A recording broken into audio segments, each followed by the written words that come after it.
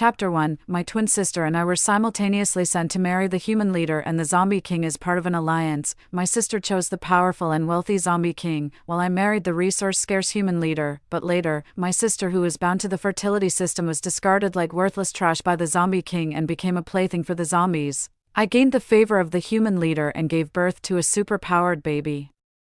After rescuing my sister from a horde of zombies with my son, she stabbed me dozens of times out of jealousy. In this second life, my sister rushed to choose the handsome human leader first. Wonderful, that cruel husband and ungrateful son are all yours now. I want to marry Finian. Emerging from the days of excruciating pain, the first words I heard were my sister's declaration. Watching her accept the marriage proposal potion from the human leader, I realized my sister had also been reborn.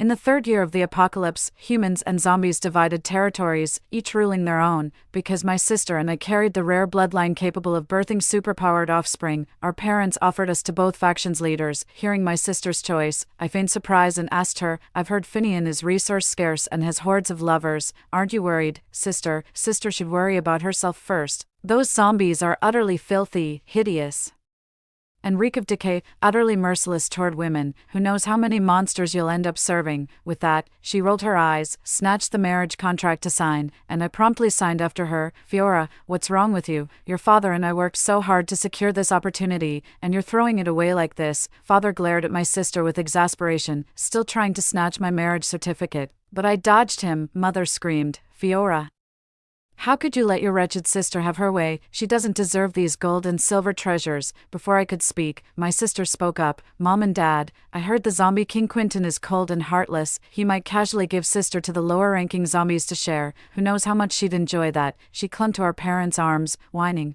They sighed, unable to resist her, and simply redirected their anger toward me. "Did you hear that?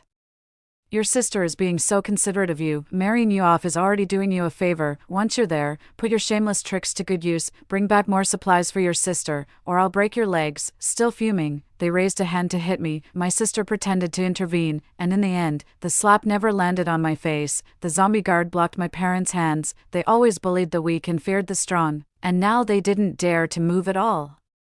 Looking at my sister's cowardly and foolish behavior, I couldn't help but find it amusing. I wondered how long she could keep up this act. In the previous life, my sister almost immediately chose the zombie king when she saw the jewelry, crystals, and various delicacies he sent as betrothal gifts, while I was forced to marry the human leader. But despite being bound to the fertility system, she was discarded like worthless trash by the zombie king and even became a plaything for zombies.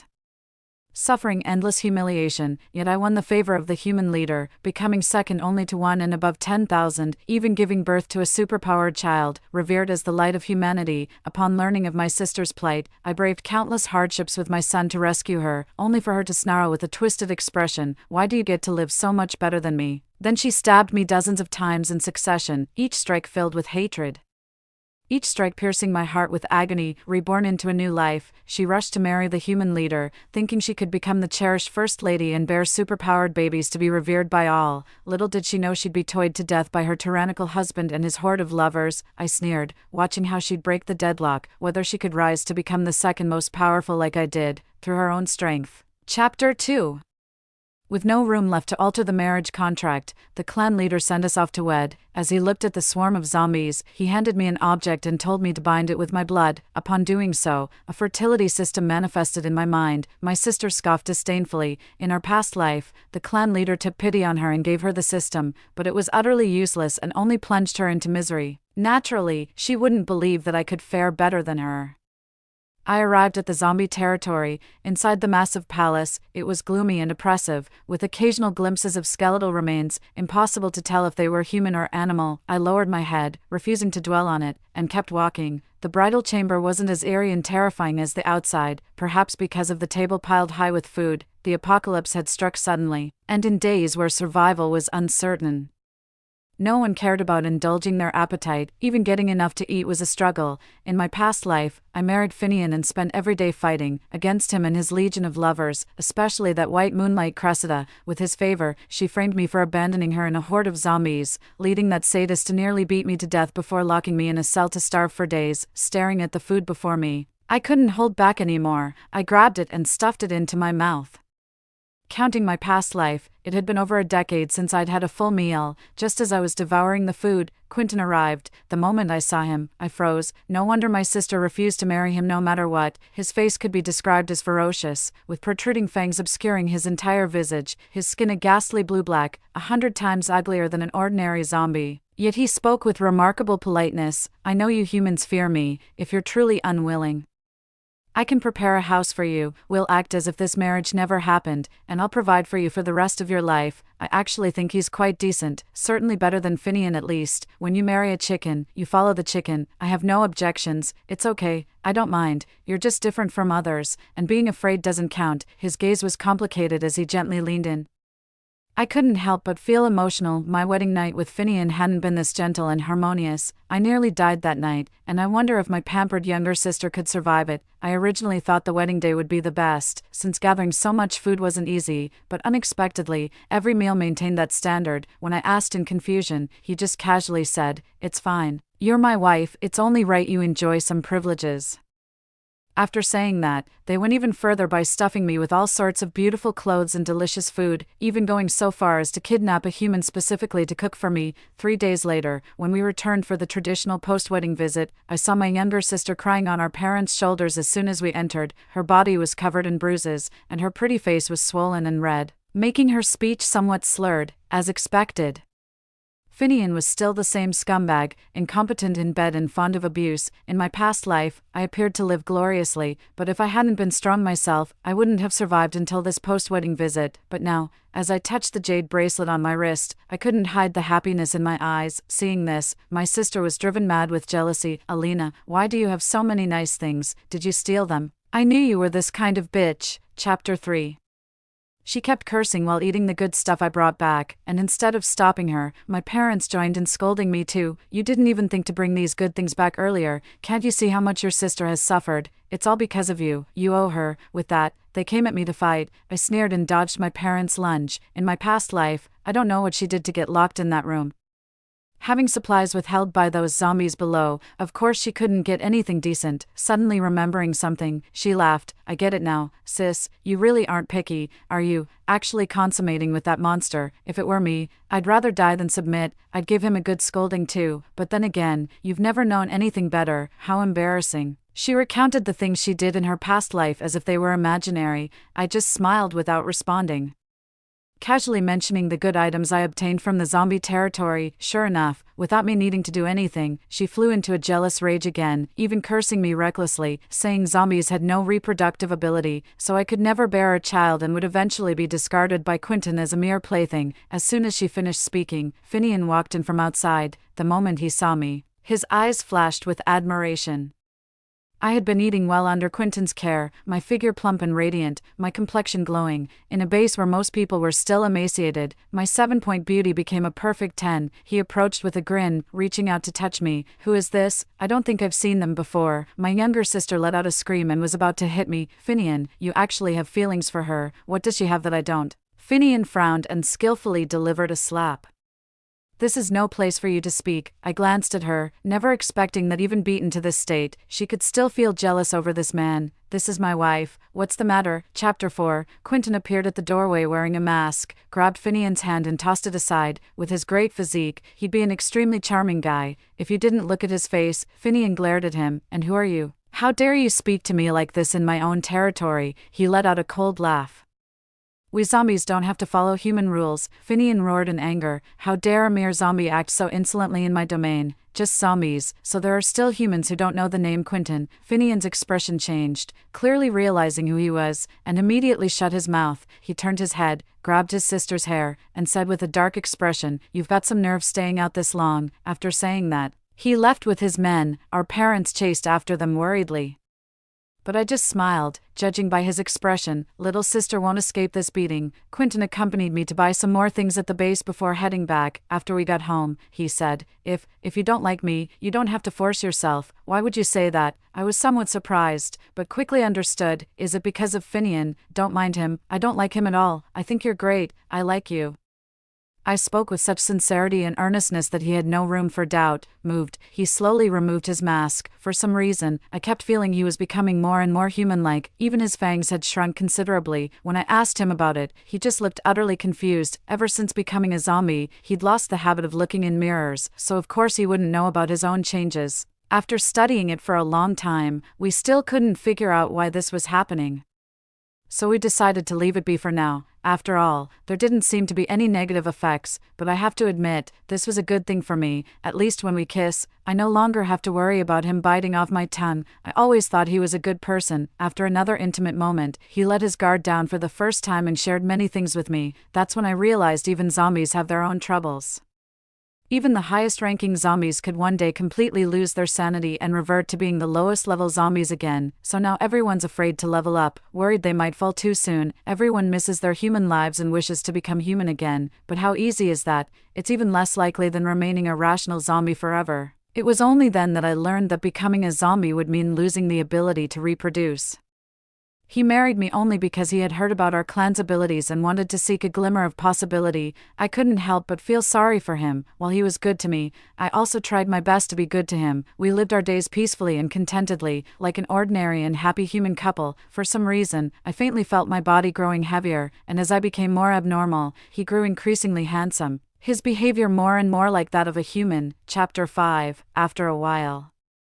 During a meal, I suddenly felt dizzy and nauseous, vomiting everything I had just eaten. Quentin stood up worriedly, but I stopped him. This state felt familiar to me, and I had a guess in my heart, but he was still uneasy and found a human doctor for me. After the examination, my guess was indeed confirmed. I'm pregnant. I announced the news with joy. When Quentin found out, he was so happy he didn't know what to do, hugging and kissing me repeatedly. But not daring to do anything else for fear of hurting me, I remembered my good pregnancy system and quickly clicked into check. Sure enough, I could get pregnant thanks to it. Talents, skills, handsome looks. There were so many things to exchange in the system, but I didn't care about those. I exchanged health and happiness for my child. Later, I found that real-world items could be exchanged for points, for my child. I ran out of money. So I asked Quentin for things and then spent them in the system. Quentin was always willing to oblige. And even when I didn't ask, he would anxiously circle around me like a puppy until I said what delicious food I wanted. Only then did I truly feel like the woman who had become the zombie king's consort. All the resources on this continent were at my disposal. Whatever I desired, I obtained. Compared to my previous life of painstaking effort just to secure a single meal, this was infinitely better. All sorts of zombie subordinates I had never seen before now appeared before me to congratulate me. Such peaceful days didn't last long before sudden news arrived from home. In their attempt to plead for mercy and protect my younger sister, my parents angered Finian. He ordered their legs broken, confiscated all our family's properties, and expelled them from the base. I rushed back in haste, only to find our home completely emptied. In the already dilapidated house, my parents clung to my sister, weeping. The moment they saw me, they lunged forward, not only demanding I take them into the zombie territory to provide for them, but also insisting I bring my sister along. Mom wiped her tears and said, Finian is simply inhuman, 3 meals a day, yet he only gives your sister one, and even that spoiled expired food, and despite this, he still won't leave her alone, beating her every single day. She cried rivers of tears. But her sister showed no gratitude. Mom, how many times do I have to tell you? It wasn't Finian's fault, it was all that bitch Cressida's doing. She spoke through gritted teeth. Indeed, she too fell victim to Cressida. Cressida and Finian grew up together, and she even suffered severe injuries to save him, which left her unable to bear children and thus ineligible to marry him as his legitimate wife. Yet, she remained Finian's most cherished lover, spared from his cruel methods. I clashed with her for a long time. Neither of us could gain the upper hand.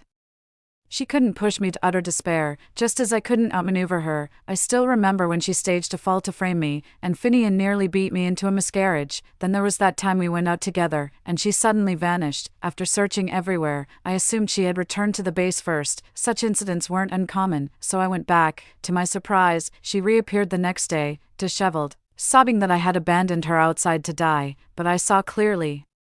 The marks on her were self-inflicted. Just another scheme to frame me. That time, Finian banished me from the base, forcing me to survive alone for half a month, all because he demanded I apologize to Cressida. So what if she acts so spoiled and arrogant? Finian doesn't completely obey her, nor is he unaware that her jealous scheming has killed many people. He simply doesn't care. After I deliberately showed compromise and non-resistance, used my wisdom to advise him, and even endured disgust to declare my heart belonged entirely to him. Didn't Finian ultimately prioritize my interests and slap her for the first time? This man simply adores delicate, innocent flowers. Someone as willful and prideful as my younger sister would only trigger his desire to dominate and abuse. I snorted coldly and agreed to take my parents away, but gave them a choice. I'd arrange their retirement, but would never see them again and could never take my sister with us. They tore off their hypocritical masks and lunged at me to strike. You ungrateful wretch, we raised you for nothing. You're not even worth the dirt beneath your sister's feet. Trash. If we didn't need you to support your sister, we'd have strangled you long ago. You damned mistake. The zombie guards behind me intercepted them, staring at their twisted faces. My heart turned to ice. I'd given them chances, but their stubborn delusions left me no choice. I had to let them go. From then on, whether they lived or died was no concern of mine. My sister, seeing our parents' state, rushed to tug at them. I won't go. I won't. It's your fault I couldn't keep Finian's heart. You useless failures. Why don't you just die? My parents froze in shock, unwilling to watch their farce any longer. I turned and walked away. In the days that followed, Finian still disliked his sister, treating her with nothing but beatings and curses. Yet despite this, she soon discovered she was pregnant. From that day on, the entire base buzzed with talk. She was carrying a superpowered baby. Chapter 6. It's obvious who spread those rumors without even thinking. At that moment, I was drinking the miscarriage-preventing medicine sent by Quentin's zombies. She saw it and rolled her eyes in disdain. What's the point of preventing miscarriage? No matter what, it'll only give birth to a monster. Ugh. Just thinking about a child between a human and a zombie is disgusting, Quentin sneered. Say that again. I leisurely took another sip of the miscarriage-preventing medicine, afraid something might happen to me. He came to pick me up after handling all his affairs. He no longer needed to wear a mask now. Apart from his slightly bluish-black complexion, his appearance was no different from a human's. In fact, the skin tone made his deep-set eyes appear even more cold and stern, exuding an exotic mystique that made him far more attractive than the superficially handsome but spineless Finian. My sister's expression changed, a flash of jealousy crossing her eyes before she quickly sneered. Where did you find some random man to show off? What? Realize Quentin's useless now. When he returns, I'll tell him you've cuckolded him. Just wait to be left rotting in the wilderness. The person across frowned, suppressing their anger only after seeing my expression, and said coldly, I am Quentin, she exclaimed in shock. Impossible, impossible, I've seen you before. How could you look like this? I smiled and said, why can't he look like this? This is how he looks. Little sister, you're the one who's blind and foolish. You can't even recognize what's truly good. The person you gave up on will never come back. Take a good look at what you've lost. She scrutinized me and Quentin from head to toe, her face growing darker. But she couldn't say a word, just as I said. She was the one who gave all this up. In the end, she just said coldly, so what? I'll let you gloat for a few more years. When my precious son grows up, he'll definitely wipe you all out. By then, I'll make sure you're kneeling and begging me to spare you. I sneered, truly hoping she'd remain this confident after giving birth. Chapter 7. Quentin and I returned to the zombie territory. As days passed, my pregnancy became more noticeable, my belly gradually swelling. He stopped clinging to me constantly, instead carefully touching my belly every night and whispering to it. I found it amusing, but except at night, he was always busy. I hadn't noticed before, but now I actually felt somewhat lonely. Quentin sensed my mood and asked what was wrong. I knew he couldn't fully understand my emotions yet, so I just told him I was bored and wanted something to do. After my repeated pleading, he finally agreed to take me along when gathering resources before the next zombie gathering, though not without countless warnings and reminders. Once again returning to the battlefield, I feel my blood boiling with excitement, eager to showcase my skills. In my previous life, I always had to scavenge for resources just to barely fill my stomach. To please Finian, I even gave him the majority of what I found, all while pretending to be completely dependent on him. Otherwise, I'd be tortured to death by his lovers. Later, he finally allowed me to take charge of tactical planning for the team, but people's hearts are fickle. Those humans reluctantly obeyed me due to my status, yet distrusted me because of factional struggles. Even though I consistently achieved maximum gains with minimal casualties, some still deemed me unfit for the role. In this life, I don't face such troubles. The zombies flawlessly execute my commands. Perhaps I was always meant to be a zombie, but in my past life, Fiora stole the opportunity that rightfully belonged to me. Fortunately, in this life, I've reclaimed what was mine. Quentin has become more human-like, not just in appearance but emotionally as well. When faced with certain situations, he too begins to hesitate, to feel reluctant, yet no one tells him whether it's right or wrong. Only in the dead of night does he caress my swollen belly and whisper his questions. Am I still a monster? My heart aches for his fragility, comforting him. No, you're just sick, and you're getting better. Don't worry. He sighed in relief, smiled, and spoke again. It's okay, even if I'm a monster, you won't leave me, right? I nodded in agreement, failing to notice the fleeting profound darkness in his eyes, only seeing his satisfaction and relaxation. I couldn't help but open the fertility system again, searching for medicine to help restore his human body, but the fertility system only contained pregnancy aids and maternal infant products. Disappointed, I closed the system and fell asleep with worries. Chapter 8. Several months later, my delivery day finally arrived. Waves of abdominal pain tormented me unbearably, making me clutch the sheets and cry loudly. Quentin's hands trembled as he tried to comfort me. But I could no longer process his words. Is giving birth supposed to be this painful? In my past life, it seemed to have gone so smoothly. I began to worry if there was something wrong with the baby, but that shouldn't be the case. I clearly exchanged for so much of the child's health level, enough to ensure he would absolutely be a healthy baby. Quentin finally realized this couldn't continue. He abruptly stood up. 1 hour, no, half an hour. Get me someone who knows how to deliver a baby. He rarely spoke like this anymore. The trembling zombie subordinates left, and 20 minutes later, they actually brought back a doctor. I wailed in agony as Quentin held my hand, constantly comforting me. The doctor kept encouraging me to push. After all, this was zombie territory, and conditions were crude. Fortunately, I wasn't experiencing a difficult birth. The baby was in the correct position, but the child was simply too large, making the delivery arduous.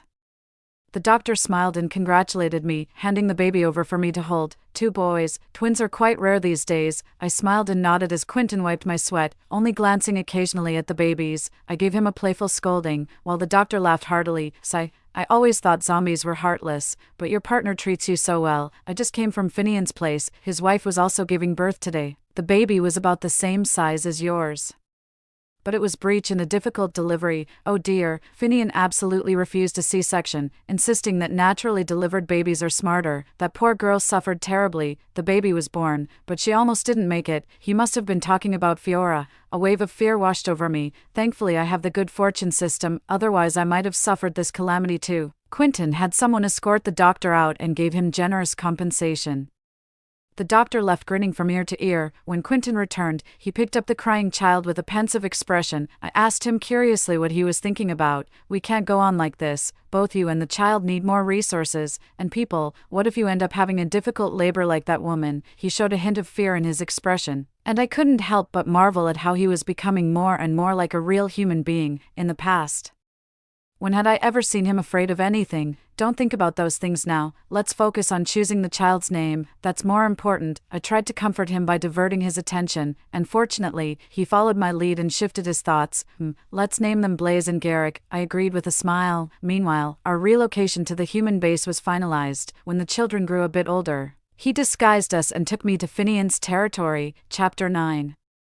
I often saw Fiora at the base. Her son was unusually large, just as the rumors said, born with superpowers. Despite his young age, he'd already become a temperamental and volatile child. Blaze and Garrick occasionally ran into him, but never came out worse for it. Whenever he suffered humiliation, he would take it out on Fiora. Even though she had borne him a son, she couldn't escape the fate of being abused. Finian's little mistresses still looked down on her, using the same old tricks to frame her, yet she always ended up the loser. On top of that, her son would either beat or curse her, making all sorts of demands. If she failed to meet his needs, he would scream and lash out with fists and kicks, yet every day she still put on a happy face, dreaming that when her son grew up, he would help her eliminate all her enemies and give her a good life. And her greatest enemy, of course, was me. Meanwhile, I was enjoying an ordinary, pre-apocalypse-like life at the base. My 2 sons excel at everything they learn, never giving me extra trouble. They dote on me just like their father. Whenever Quentin brings home something nice, they insist on bringing back something even better the next day. At night, they even worry about my fear of darkness. Without fail, one of them would get up to accompany me whenever I needed to use the bathroom at night, leaving me both touched and amused. A few years later,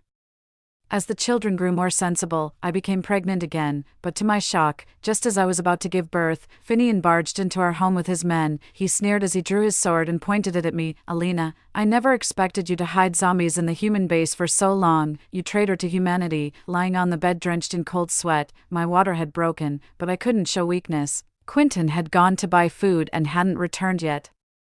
I had to protect my 2 children and the baby in my womb. I looked behind her and saw Fiora staring at me with a smug expression. I knew it. She must have been behind this. How did you find out? I asked, feigning calmness. Of course, through my brilliant wisdom. His pretentious act made me sick. Fiora said impatiently, "Shut up and kill her already." Finian backhanded her across the face and said arrogantly, "How I act is none of your business." She clenched her teeth and looked at her son, who sneered.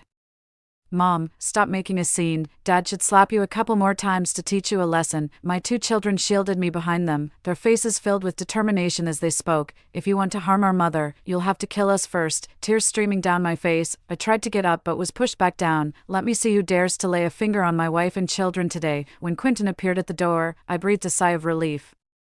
But Finian's expression changed as he slapped his sister again. "Bitch, didn't you say he wouldn't be back today?" Fiora covered her face in tears but couldn't utter a word of explanation. Finian left with his men, and I successfully gave birth to my 3rd son. Quentin sighed, and thinking he was upset, he spoke instead. "It's not safe here anymore. Let's go back." Of course I agreed. After we returned, the atmosphere between humans and zombies grew increasingly tense. Humans launched several extermination campaigns against the zombies, while the zombies initiated multiple zombie horde attacks. Chapter 10. The children are growing up, each becoming more handsome and courageous. I often hear about what Fiora's son has done again, and I recall in my previous life how he was almost maniacally determined to eliminate all zombies. At the time, I naturally agreed, but now, I'm starting to worry that he might actually do it, before I could figure out a solution. Quentin suddenly approached me with a grave expression. "I've discovered something. I am the one who triggered this apocalypse, the person responsible for the birth of the zombies." I was stunned by the sudden news and instinctively let out a laugh. "Why are you suddenly joking like this?" He shook his head. "No, I'm not joking, Lulu. Thanks to you and the children, I've finally regained all my memories. I am a sinner of all humanity." He lowered his head in anguish and confessed everything. Only then did I learn that he was originally a genius researcher. During an experiment, he and his colleagues discovered a previously unknown active cell. Out of curiosity, they began in-depth research, and it was precisely this behavior that ultimately led to disaster. He discovered the danger of these cells and tried to dissuade his colleague, but the colleague remained stubborn and even deceived him into becoming a test subject. Later, the situation spiraled out of control. He turned into a zombie, but due to the numerous experiments conducted on him, he gained immense power. Meanwhile, that colleague died on the very first day of the zombie outbreak. Perhaps it was karma. As a result, Quentin became the zombie king early in the apocalypse. However, this also caused his memories to be suppressed by his power, which distorted his appearance into something grotesque. It wasn't until I married him and bore his children that his memories gradually returned with the birth of our kids. I couldn't help but think of my past life. Until the moment I died, he remained that repulsive. My heart ached as I held him tightly. "It's all right, we just need to correct our mistakes. Do you know how to reverse the zombification?" He pondered for a moment, but the children jumped in first. "Dad, we know we can help you." The children laughed brightly. And I remembered that I later exchanged their intelligence for the highest level, smiling with relief. "Let the children help you end this mistake together." He was finally free from pain and smiled as if a weight had been lifted. "You're right, thank you, Lulu." We locked eyes and laughed together. Perhaps it was easier to find inspiration in such an atmosphere. As I suddenly remembered my son from my past life who planned to trap and burn the zombies, I carefully recalled the details. Now that there's a possibility to reverse zombification, I can't let them kill more innocent people. Chapter 11. I had people closely monitor all the easily accessible spots, so Fiora's son couldn't find an opportunity to strike this time. Instead of reflecting on his own decisions, he blamed Fiora for unwilling to help him, causing him to always get caught. Finian, being somewhat decent to his only son, started to resent Fiora's uselessness after hearing such complaints repeatedly. Upon hearing this, I just let out a cold laugh. Most likely, he resented Fiora for losing her looks and failing to bear him a second son, but what completely shocked me was that he actually thought I'd still be willing to marry him under these circumstances. He sent Fiora to persuade me to remarry, magnanimously claiming he didn't mind me having 3 children. Quentin immediately wanted to kick her out, but I stopped him. I looked at Fiora, her body covered in layers of old and new scars. Her face aged, though I'm the elder sister. She looked over a decade older than me, sitting across from me. She glared with jealousy. "Alina, apart from being lucky in life, what other skills do you have? I shouldn't have let you marry into this family. I should have thrown you into a horde of zombies. After all, you love acting shamelessly in front of them." I smiled and said, "That's right, I am just lucky. What about it? Jealous, hate me. It's useless. What's mine will always be mine." and you can never take it away. After I finished speaking, she suddenly screamed. I grew tired of it and let the zombies take her away, but I never expected she'd dare to steal classified information. She took all the research findings. I sent zombies after her, but in the end, we only retrieved what she had stolen. The zombie said he witnessed Fiora's son killing her with supernatural powers. It seemed even he didn't expect it. After holding Fiora and crying for a while, he just buried her hastily.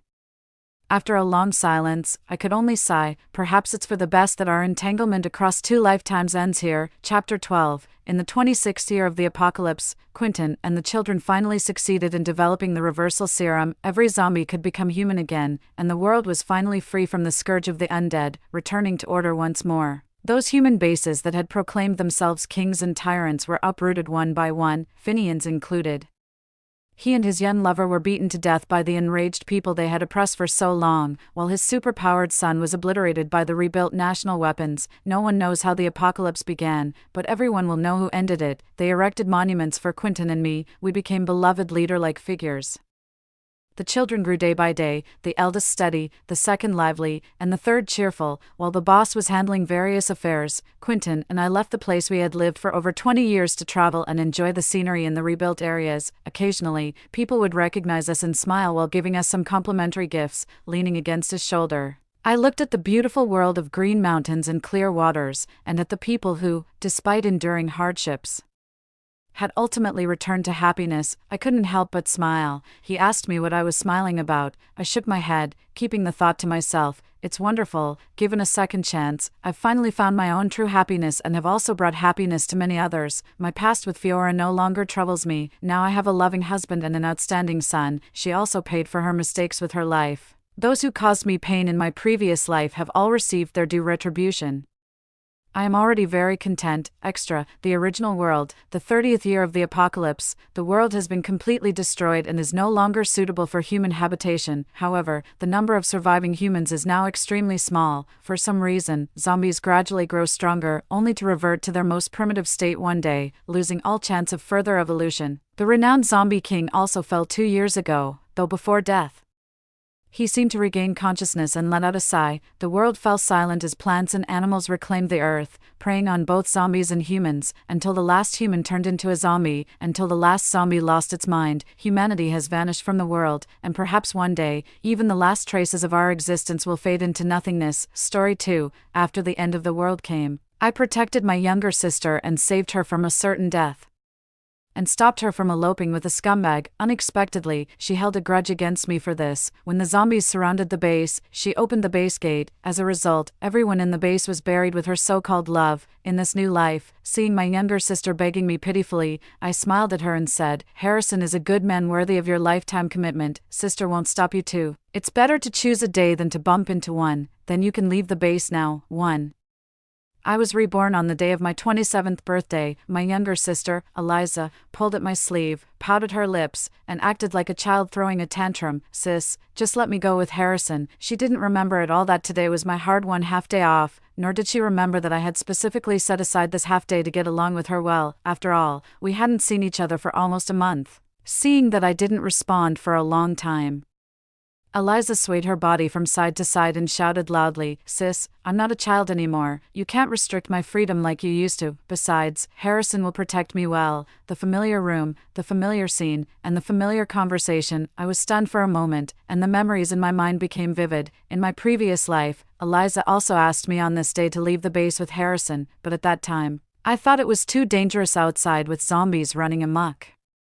I firmly and righteously refused Eliza's request. Because of the existence of the special protection regulations, Eliza couldn't leave the base without my permission, so she had to stay in the base and watched as Harrison, whom she liked, left the base with another girl. I didn't know what Harrison said to her before he left, but since then, Eliza seemed to have held a grudge against me. She not only moved out of the house where we lived together, she also never called me sister again when she saw me. I thought this was just a little girl's temper tantrum. After all, since we were young, whenever Eliza didn't get what she wanted from me, she would lose her temper at me, but I didn't expect that because of Harrison, Eliza completely stopped seeing me as her sister. She even held a grudge against everyone in the whole base. When another wave of zombie attacks broke out, she opened the defensive gate of the base.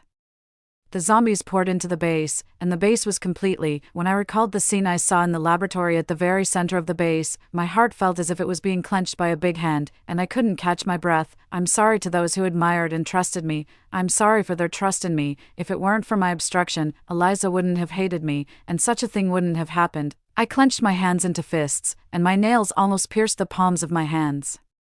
Just then, a hand reached up from the side, opened my palm, and comforted me silently. I turned my head to look and saw that it was my boyfriend and partner, Gavin. The moment my eyes met his, I knew he was reborn too. Gavin squeezed my hand, giving me great reassurance. I quickly adjusted my emotions and turned to look at Eliza. "Do you really like that guy Harrison?" Eliza's eyes lit up and she answered eagerly, "Of course." I raised a formulaic smile that couldn't be faulted.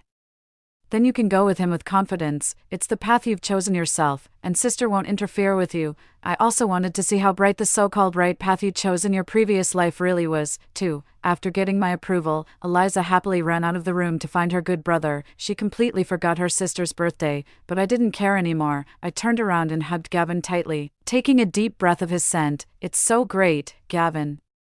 I thought I would never see you again." In the previous life, when the zombie tide came, I was on the outermost layer of the experimental area, and he was still doing experiments in the innermost layer. My biggest regret before I died was that I didn't have time to develop the vaccine. My second biggest regret was that I didn't get to see Gavin for the last time. But fortunately, we're both back, Margot. Fortunately, Gavin's voice trembled slightly. I keenly noticed it, and my heart was filled with waves of distress. I didn't know what he had gone through after I died. After a brief hug, we started sharing information with each other. According to Gavin, a large part of our previous experiments were correct. We were not far from the day when we could truly develop the vaccine, thinking that I could return to the home where I had lived for 20 years and that I could save my infected fellow citizens. The smile on my face couldn't fade away.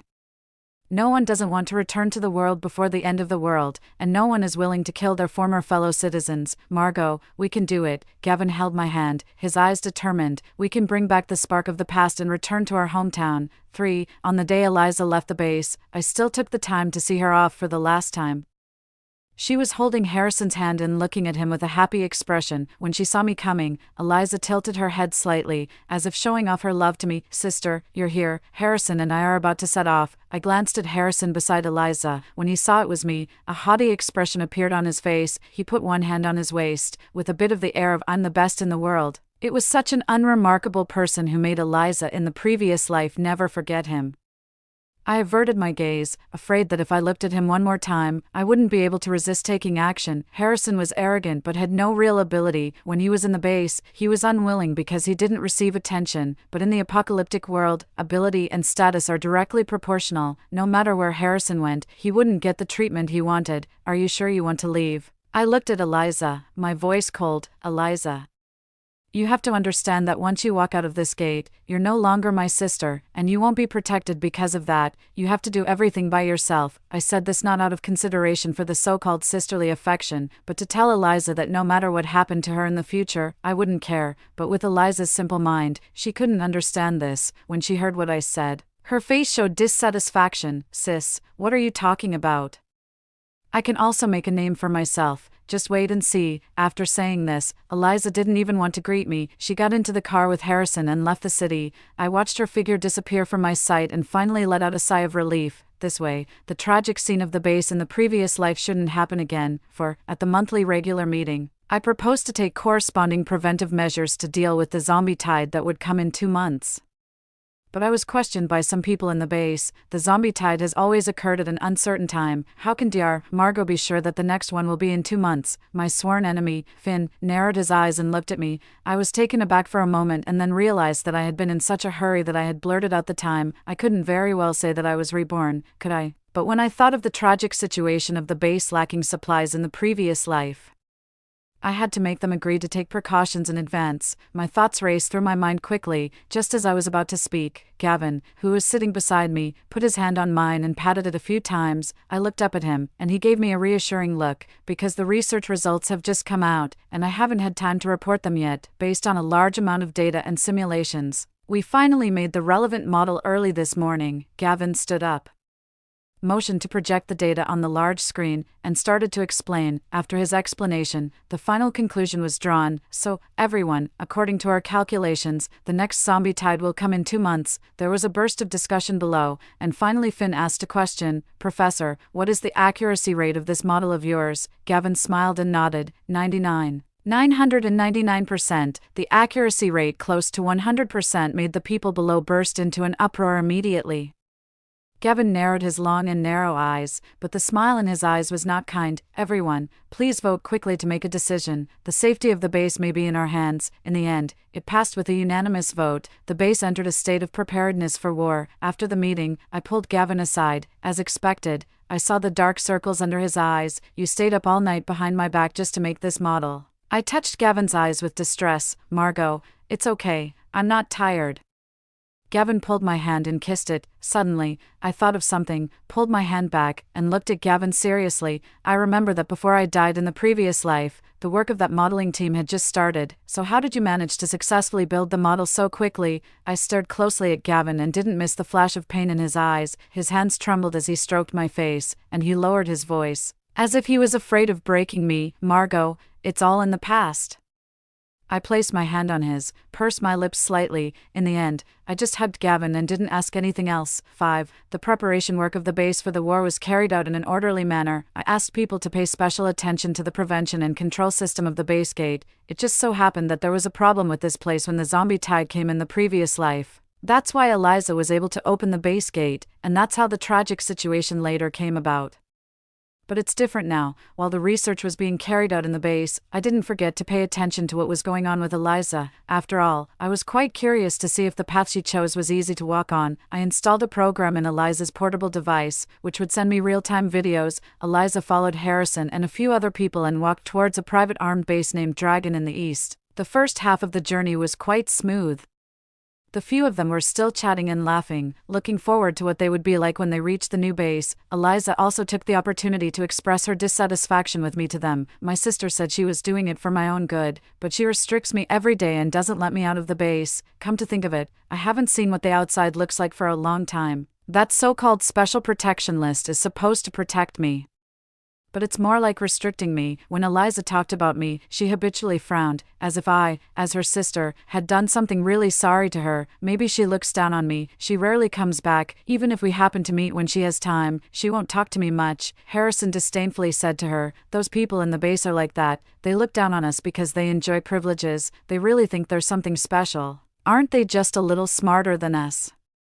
They don't have any real ability, but I heard that the Dragon base is different from there. In Dragon, we will definitely be able to realize our ambitions. Harrison's lackey quickly chimed in. Harrison is right. Harrison was pleased and hugged Eliza affectionately. Baby, don't worry, you will definitely be happy with me. Eliza shyly punched Harrison and buried her face in his chest, complaining, you're so annoying. There are so many people here. I skipped this part expressionlessly. I didn't want to waste time watching the performance of these two lovers. Soon, the really interesting thing happened. When the group was almost at the new base, a group of people robbed them of their supplies in the car. Harrison usually boasted about how great he was, but at the critical moment, he only knew how to hide at the back with Eliza. Eliza couldn't provide any martial help either. She could only shrink fearfully into Harrison's arms. After this battle, everyone in the group, except Harrison and Eliza, looked rather disheveled. They dodged the zombies everywhere and destructively arrived at Dragon. Although they didn't say it out loud, they couldn't help but curse Harrison a few times in their hearts. Standing at the gate of the base, they shed excited tears, but they didn't expect that they would have to go through a series of searches before entering the base. All valuable items had to be handed over. Eliza was also groped a lot during this process. When had she ever suffered such an injustice? She immediately reached out her hand and wanted to slap the searcher, but this was a private base. There was no order, fairness, or morality here, and there was no special protection list to escort her anymore. The searcher unceremoniously reached out his hand and grabbed Eliza's wrist. He slapped Eliza in the face with a slap. What are you doing? Eliza's eyes immediately turned red on the spot, and she covered her face in disbelief. The searcher sneered. Little girl, do you think this is the eastern base where you used to stay? Here, strength is king. Those without strength have to wait to be bullied. I'm just teaching you this in advance. Eliza caught her breath and looked at Harrison for help. Harrison was busy flattering the big brother of the people in Dragon and didn't care about Eliza at all, so Eliza had to grit her teeth and endure all this. She also had an opinion about Harrison. She was roughly groped on her chest by the searcher. She hugged Harrison and entered Dragon with a forced smile on her face, still feeling wronged. Did she think that was all? I turned off the monitor and stretched. No. This is just the beginning. Eliza, 6, relying on the memories of my previous life.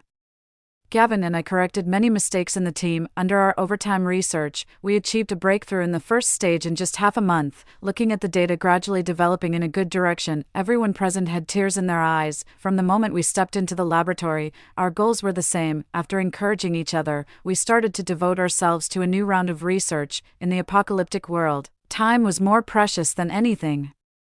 Gavin and I kept working continuously in the laboratory. When the first phase vaccine and the first phase purifying agent were developed, there were still 7 days before the outbreak of the zombie tide. Only then did Gavin and I have the mood and time to go home and rest. After taking a break, I took out my communication device and then saw countless communication requests and messages sent to me by Eliza. However, because I was busy with the research before, I had set the do not disturb mode. Eliza's messages changed from begging and repenting at the beginning to blaming and complaining later. I sorted out the messages and then learned what had happened over there. The Dragon base was a privately established base, so naturally there were no official people to maintain order. It was chaotic and disorderly there, and the evils of human nature could be seen everywhere. This was one of the reasons why I stopped Eliza in my previous life. But Eliza was brainwashed by Harrison and thought that he could definitely protect her well. She followed him without asking much. Well, the retribution came, didn't it? Harrison couldn't get along well in Dragon and encountered a lot of obstacles. He wanted to leave Dragon, but without supplies, he couldn't move an inch. Just then, the boss of Dragon showed his interest in Eliza. Just by giving away an insignificant woman, he could change the current situation. Harrison was immediately overjoyed. Without saying a word, he took the initiative to send Eliza to the boss's bed. This was exactly why Eliza tried to contact me in the first place. Sis, Harrison wants me to sleep with the boss of the base. I love him so much. How could he do this? Sis, I was wrong. Please save me. If I don't go, Harrison will beat me and force me to go. I know I was wrong. I should have listened to you. I scrolled through the messages, quietly looking at Eliza's increasingly crazy text messages. Margot, I'm your own sister. Why won't you save me? If you hadn't stopped me in the first place, how could I have ended up in this situation? Margot, have you forgotten what Mom said to you before she died? I'm your sister and you have to protect me. I've known about Eliza's selfish nature for a long time. Since we were young, she only considered her own interests. Even when the interests of her closest relatives conflicted with hers, she would not hesitate to choose to harm others in order to protect her own interests. No matter how many good things others did for her, she would only remember the bad things you did to her. In my previous life, I wanted to protect her and stopped her from leaving with Harrison, and she held a grudge against me. In this life, I let her go with Harrison as she wished, and now she regrets it and blames me for not reminding her. No matter what I do, she will be dissatisfied. I sneered and turned off my phone. The last message from Eliza flashed through my mind. How dare Eliza mention my mom? She didn't even think about how my mom died. A corner of the quilt was lifted. Gavin quickly climbed onto the bed and hugged me in his arms. Gentle kisses landed on my hair. I felt a little ticklish and leaned against Gavin with a smile. What's wrong? Gavin didn't answer, but just expressed his longing for me with his actions. Since we were reborn, Gavin has become more proactive than in his previous life. This made me wonder what exactly happened after I died in my previous life. It must have been something that made a person who was used to keeping his emotions in check release all his love for me. A trace of heartache welled up in my heart, and I let Gavin do his little actions. Gavin, do you think we can see the world return to the way it was before the apocalypse? I held his hand and turned to look at him. Yes. We will. Gavin kissed my forehead, his tone determined. It was as if he had really seen it. 7. As the time for the zombie tide to break out approached, the security level in the base became higher and higher. Although the news hadn't been released yet, everyone had noticed that something was wrong. All the schedules for leaving the city were cancelled, and the supplies were all ready. 3 days before the zombie tide broke out, a large number of zombies had gathered 100 kilometers away from the base. It was estimated that they would reach the outskirts of the base in 3 days. I stood in front of the detector and nervously grabbed Gavin's hand. Don't worry, Margot. Heaven gave us a chance to come back, just so that we can change the tragedy of our previous life. The warmth of Gavin's body kept passing through our clasped hands to me. The heart in my chest that was beating rapidly due to nervousness also gradually calmed down. 2 days before the countdown ended, the zombies were approaching. The base issued an announcement, and everyone entered a state of preparedness for war. The last day of the countdown, all members were in place. At the same time as in the previous life, the zombie tide reached the outskirts of the base. Gavin, I, and the core members of the Research Institute were placed in the safest place in the base.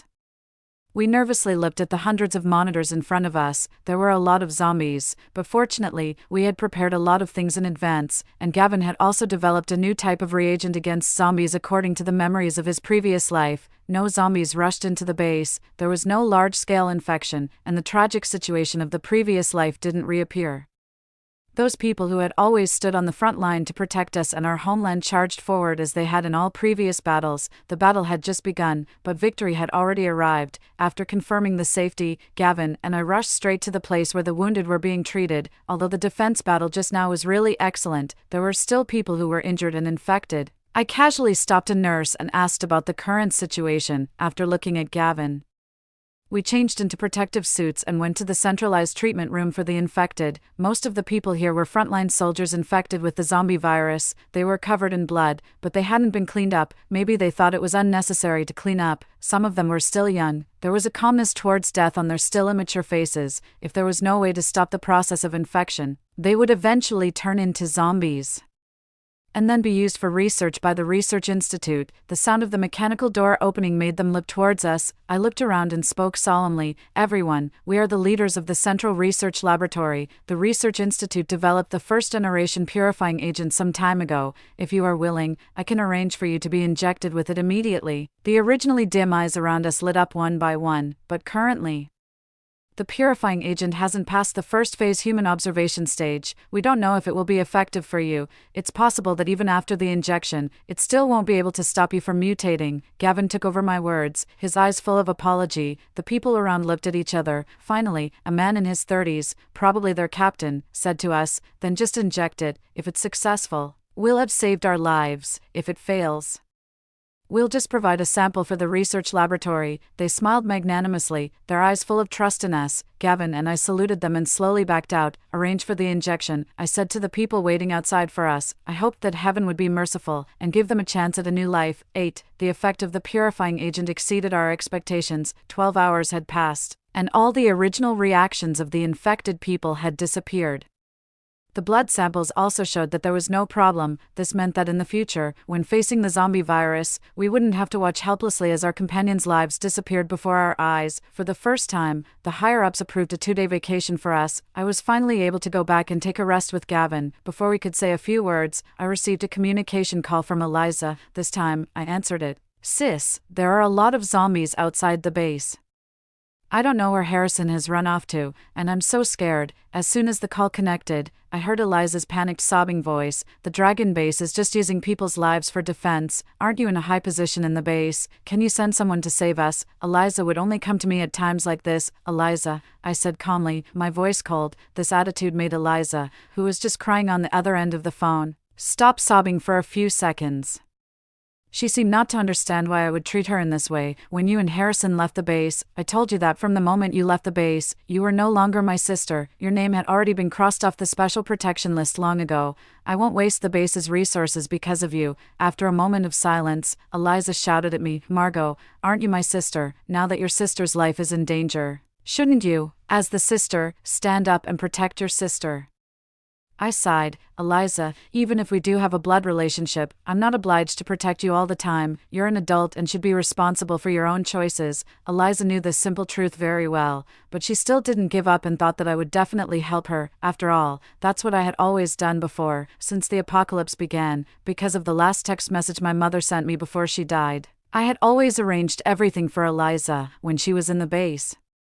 She could enjoy a higher-than-average treatment without having to do any work. Even if she was wronged in the base sometimes, she would immediately receive an apology. After enjoying it for so long, she thought that all of this was supposed to be hers. But in the apocalyptic world, everything came at a price. I used to pay the price for her. Now I don't want to anymore. Eliza can only pay for her own choices. "Margot, I'm your sister, the only relative you have in this world.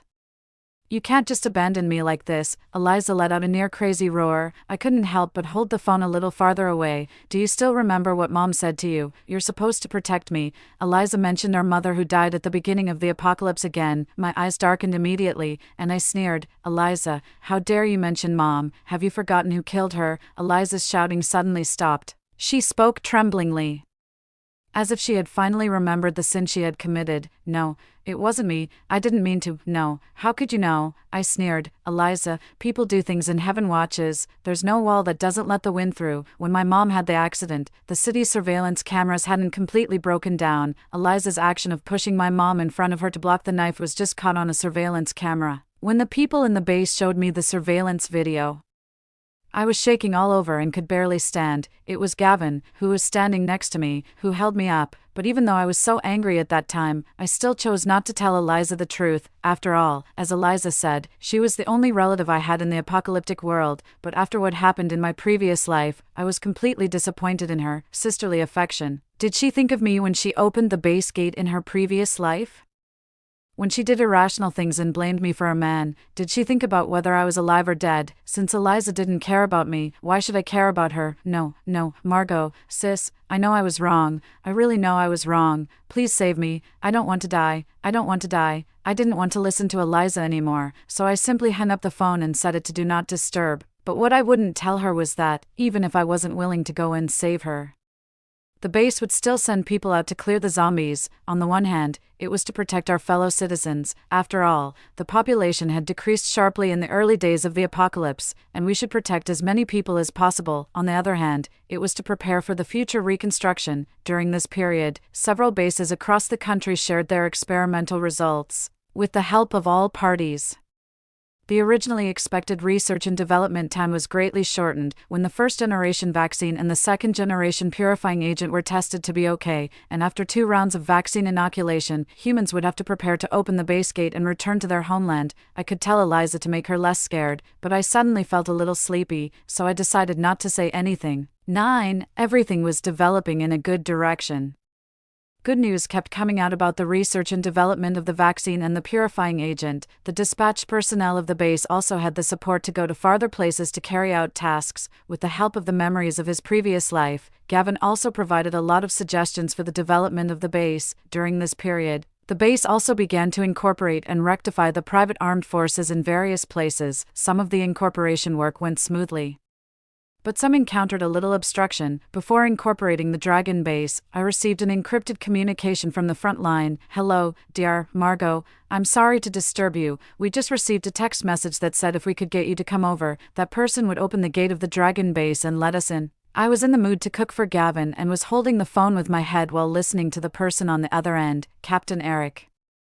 How could you believe such a strange text message? This doesn't seem like something you would do. Captain Eric was taken aback, coughed a few times, and continued. The main reason is that person sent us a photo of her, and she looks a bit like your sister. Hearing this, I put down the spatula and opened the photo that had just been sent over to take a look. Although there were a few more scars on her face and her eyes had become dull and crazy, I still recognized the woman in the photo. It was Eliza, no doubt. Captain Eric, I've already registered my sister's death record in the system a long time ago. The person in this photo does look a bit like her, but she's not my sister. You can follow the procedure, I said. After exchanging a few more polite words with Captain Eric, I hung up the phone. I turned around and saw that Gavin was leaning against the door with his arms crossed, and I didn't know how long he had been looking at me. I washed my hands and walked towards him. You heard all of it. Don't you think I'm heartless? Gavin pulled me into his arms, and his forehead touched mine. How could I think that? In her previous life, she caused you and most of the people in the base to. She really doesn't deserve to live. What you did is already very kind. If it were me, well, you don't want to know, Gavin said. A trace of darkness flashed in Gavin's eyes, and then he lowered his head and kissed me, making me unable to see anything. 10. With the situation improving, the base began to repatriate people in batches to all parts of the country. After all these years of hardship, it was finally coming to an end. Gavin and I went to the top of the tallest building in the base, which we hadn't been to for a long time, and watched the people below excitedly packing their things. We also knew that there were already signs of life in more distant places. When it was time for Gavin and me to be repatriated, it had been exactly 1 year since we were reborn. At this time last year, I hadn't expected that we would be able to return to the place we had voluntarily left so soon. Sitting in the fully armed car on the way back, Gavin and I envisioned our future life while looking at the long-missed scenery outside the window. "Who is it? Don't move." The moving car suddenly stopped. Gavin and I followed the sound and looked over. It turned out that a woman covered in dirt and looking disheveled had blocked the path of the motorcade. Part of the motorcade we were in was made up of the core members of the research institute, and the other part were their family members. The level of alert was naturally very high. At this moment, more than 10 guns were directly pointed at the woman blocking the way. The woman seemed to have lost her mind and couldn't understand the guards scolding at all. She crawled around on the ground in a panic, and kept mumbling 2 words. I squinted my eyes and vaguely made out that it should be "Sister." My heart skipped a beat. It was too late when Gavin saw clearly and wanted to block my view. I smiled indifferently at him, rolled down the window and said to the guard, "She's probably just a madwoman. It's nothing serious." The guard nodded and waved his hand, and those weapons were put away. The last bit of disturbance in my heart also dissipated. 11. I had a dream. In the dream, I went back to the day when the base was invaded by zombies. Eliza, like a fool, opened the gate of the base. Zombies flooded into the base like a torrent. I went from feeling guilty and angry at the beginning when I learned that it was Eliza who opened the gate, to finally easily choosing to accept the reality. The alarm sounds rang layer by layer, one after another. Finally, they were all mixed together, noisy and distressing. It was like a death notice issued to all of us. The most important area in the inner circle was controlled by the program, and a series of solid protective barriers rose up. The zombies were doomed to cause no damage to that area, and I was at the very edge of the experimental area. The safety factor here was no different from that of the residential area outside, but fortunately, he was still inside. If he was there, even if I died, the experiment could still go on. I withdrew my gaze from the core area and walked towards the destination, in my heart against the flow of people. When the passing experimenter saw it was me, he grabbed my sleeve and told me to hide quickly. "Dear Margot, hide quickly. If something happens to you, the loss to the base will be huge." I pulled my hand back and shrugged calmly. "It's no use. You're not unaware of how sensitive those zombies are to living people." Perhaps this was retribution. I turned and entered a laboratory, planning to find something to end my own life before the zombies did. I didn't want to be infected and mutated, otherwise, wouldn't he be extremely sad when he saw it? Fortunately, there were archived samples here. I took out the reagent from the freezer, removed the cap of the syringe and stabbed it straight into my body. Although it was just a first-generation experimental product, the effect was still remarkable. After only more than 10 minutes passed, I felt as if my whole body was frozen and I couldn't move. My thoughts also became heavy, and every breath I exhaled carried a chill. My vision was getting blurrier and blurrier. Well, I thought finally. It seemed that he wouldn't feel much better either. My consciousness returned to clarity. I felt the hands around my waist and groaned twice in dissatisfaction. The person behind me didn't want to comply with my wishes and hugged me even tighter. "What's wrong?" I reached back and touched the head behind me. "Did you have a nightmare?" Gavin didn't answer me and buried his head even deeper. I had the answer in my heart and took the initiative to turn around and get closer. Although Gavin had always been reluctant to tell me what happened after I died, I could more or less guess it. I knew the fear in his heart. There were too many regrets left in the previous life. Fortunately, everything was perfect now. I could also wake up on such a morning and comfortably nestle in his arms. The road ahead was long. We could walk together from now on. Extra story. I happened to be doing an experiment when the zombies invaded the base. I didn't know what had happened until I came out of the laboratory. The central area was also completely blocked. Everyone couldn't get out, and the zombies couldn't get in either. I stood there in a daze on the spot. Margot was still outside.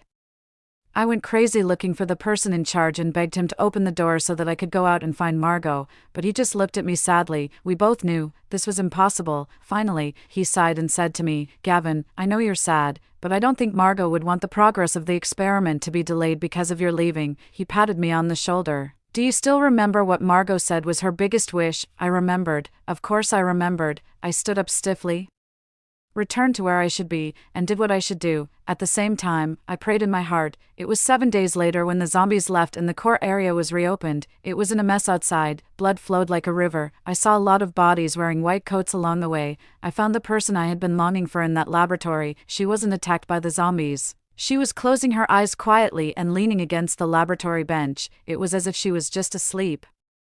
I gently picked her up. Margot, I'm here to take you home. I'm sorry. It's my fault. I'm late. Margot didn't smile and comfort me as usual, or give me a hug. Her hand hung down feebly, and her body was so cold that frost formed on the surface of her skin. The familiar room, the familiar scene, the familiar conversation. I just think she was just asleep. I handled the subsequent things calmly. I searched through the whole base and finally found Eliza, who was still alive. How ridiculous. She was alive. But my Margot was dead. Eliza didn't end up well. This was what she deserved, and I, with Margot's determination, returned to the laboratory and desperately studied the corresponding things. With the joint efforts of countless people, the apocalypse ended, and because of overwork, I also closed my eyes one day. When I opened my eyes again, I went back to the day of Margot's 27th birthday, the moment I saw her. I knew, my Margot was back.